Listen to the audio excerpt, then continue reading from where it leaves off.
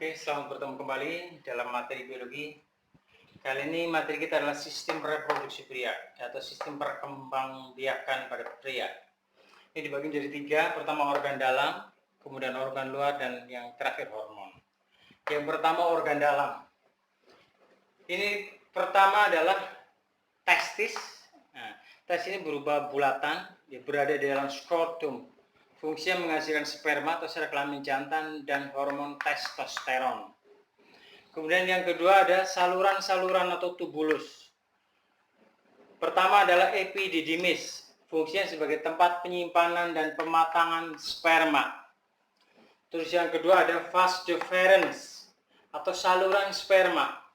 Ini berfungsi menghubungkan epididymis menuju ke vesikula seminalis. Kemudian yang ketiga, saluran ejakulasi.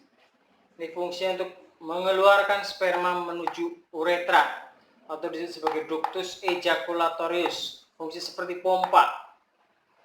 Kemudian yang keempat, uretra itu sendiri. Uretra itu berada di dalam penis. Ya. Fungsinya adalah menyalurkan sperma dan urin keluar tubuh.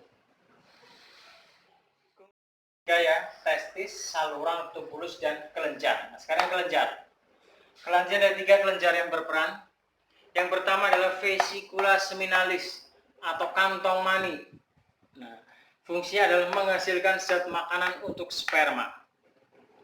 Kedua, kelenjar prostat.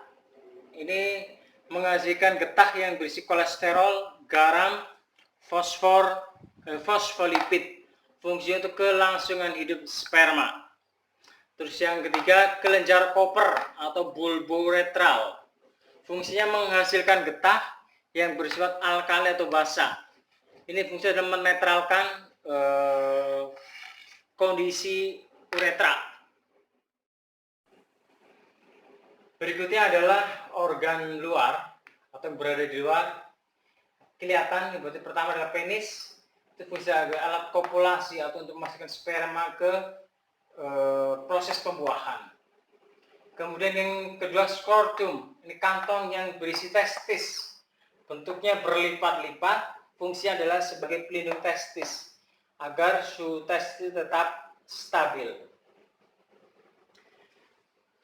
Nah, organ sistem reproduksi yang ketiga adalah hormon. Hormon ini fungsinya sangat penting karena merangsang atau menstimulasi berbagai kelenjar. Yang pertama ada LH, yaitu luteinizing hormone. Fungsinya adalah merangsang sel Leydig untuk menghasilkan testosteron. Kedua, testosteron itu sendiri pertama berperan dalam proses pembelahan sel-sel germinal untuk membentuk sperma. Terus yang ketiga, FSH atau follicle stimulating hormone adalah untuk pembentukan sperma atau spermatogenesis. Oke, itu materi kita kali ini.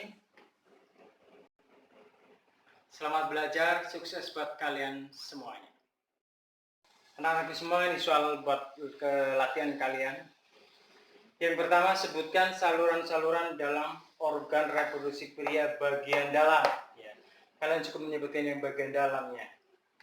Yang kedua, mengapa kelenjar Cooper atau bulbouretral menghasilkan getah yang bersifat basa atau alkali.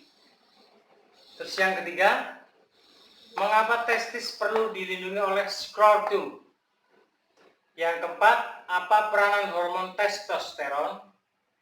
Nah, yang kelima, apa penyakit-penyakit pada sistem reproduksi pria. Oke, itu soal latihannya. Selamat belajar, sukses buat kalian semua.